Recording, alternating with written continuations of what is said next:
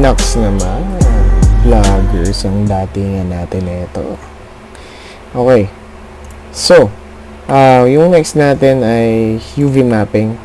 So, we'll dig deeper on UV mapping and explain ko kung paano siya nagpo-function, kung paano siya gumagawa. Yun. So, okay. So, para mag-start tayo, binura ko na pala yung lights and then yung camera dito sa scene natin. Pindutin ko yung key para mawala to. Hover ko yung mouse dito sa line na to. Right click nyo and then split area. And then press nyo yung button na to. And then UV image editor. Ngayon, dito sa edit mode, pwede nating select yung vertex, edge, and faces. Pero ngayon, this time, ang select mo natin ay face, yung pinakasimple ng UV mapping. So, pupunta ako sa orthographic, numpad 5, and then numpad 1 para mapunta sa front view. So, while selected, yan, yung ating first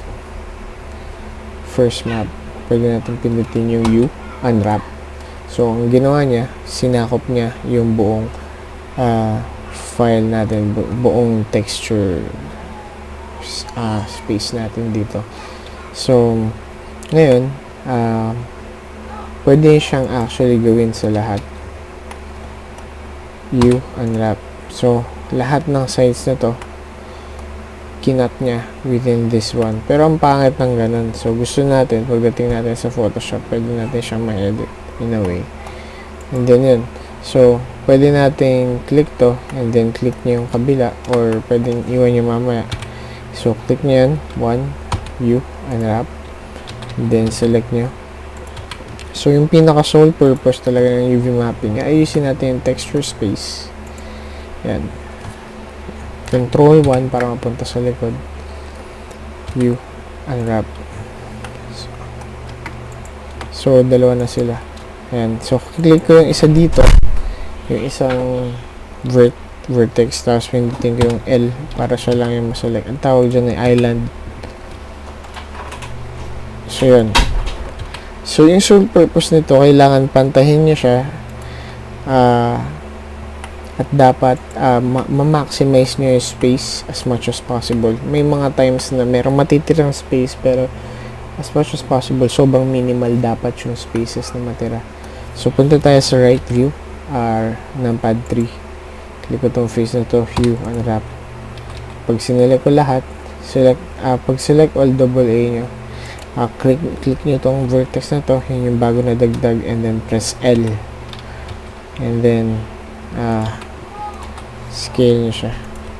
So, maraming ways para i-UV map tong cube, pero pinapakita ko lang yung paraan na usually dapat gawin sa isang object, kung saan ina-unwrap natin yung isang part and then ayusin natin sa UV image editor. So, para makapunta pala sa kabila and yung left side, control and then numpad 3 and nasa left ortho, and then U, unwrap.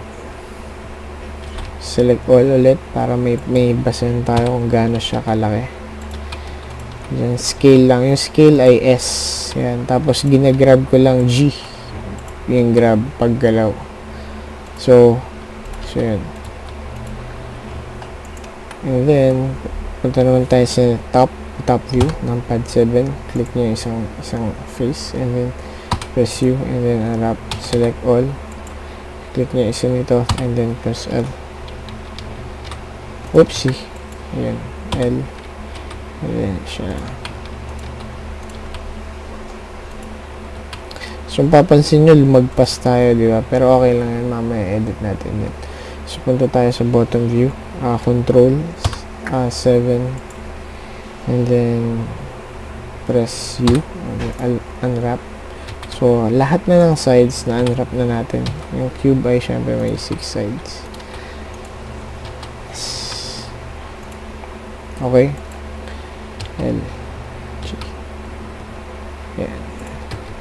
So, as much as possible, gaya sabi ko kanina. Ayan. Gawin natin na maganda. So, ngayon, meron akong isa pang way para i-UV map tong box. So, while yung cursor natin para mapunta sa gitna, press ng Shift C. And then, dito tayo magsasummon ng isa pa natin cube. Add cube. So, itong cube naman, gagamitan ko ng seam. So, right click, control tab, press edge. And then, kiklik ko yung parts kung saan gusto ko siyang hatiin. Yan. So, while selected, pag halimbawa may sinelect pala kayo isang edge, katulad nito, and then gusto nyo iselect yung isa pang edge, hold nyo lang yung shift. Yan. Yan. So, para maselect yung isang buong ganun, press yung shift. Okay, so, control E, mark seam. Yan. While selected yung ating mga edges, press mark seam. So, papansin nyo, naging pula yan.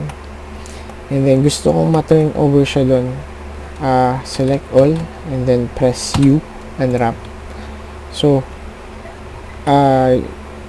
automatically, in-unwrap ni Blender yung mga parts na gusto kong ma-unwrap. Okay, so, all in all, yung pag-unwrap ng mga faces, depende sa inyo kung paano nyo siya ma-unwrap wisely. So, may mga complicated objects, may sa mga weapons, armors, na medyo mahirap i-unwrap. So, iisipin nyo talaga yung pinaka-efficient way para mas less siya mag-consume ng space. Okay, so yung UV map pala, siya yung paraan kung paano binabalatan ng isang object. Isipin nyo yung mga scene ng damit nyo. Yan, yun yung mga marks kung saan in-stitch ng mga mananahe. So, kapag ginupit nyo yan and then nilatag nyo sa isang flat area, ayun, katulad nito, ito yung pinaka parang representation ng bagay na yun, kung paano siya ginagawa. So, parang nilatag natin ng isang object, parang binalatan natin siya. Yun yung pagbabalat sa isang object, UV mapping. So, kung walang UV mapping, hindi natin siya malagyan ng texture. Okay, so salamat sa pakikinig ng aking tutorial. I hope na makinig kayo sa next na tutorial. Thank you, and bye!